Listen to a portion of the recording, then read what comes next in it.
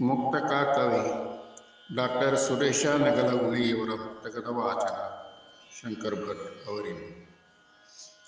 ಹಿತ್ತಲಿನ ಗಿಡವೇಕೆ ಮದ್ದಲ್ಲ ಎನ್ನುವರು, ಎತ್ತರಕ್ಕೇರಿದವನುತ್ತಮತೆಯಂತೆ. ಹಿತ್ತಲಿನ ಗಿಡವೇಕೆ ಮದ್ದಲ್ಲ ಎನ್ನುವರು, ಎತ್ತರಕ್ಕೇರಿದವನುತ್ತಮತೆಯಂತೆ. ಸುತ್ತಮುತ್ತಲು ಬೆಳಕ ಬಿತ್ತುವಂತಹ ಹಣತೆ, ಚಿತ್ತ ಕರಿಯದು ಬುಡರು ಧೀರತಮ್ಮ.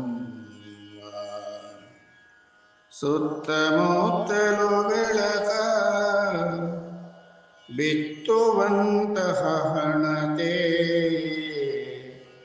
ಚಿತ್ತ ಕರಿಯದು ಬುಡವು ಧೀರತಮ್ಮ.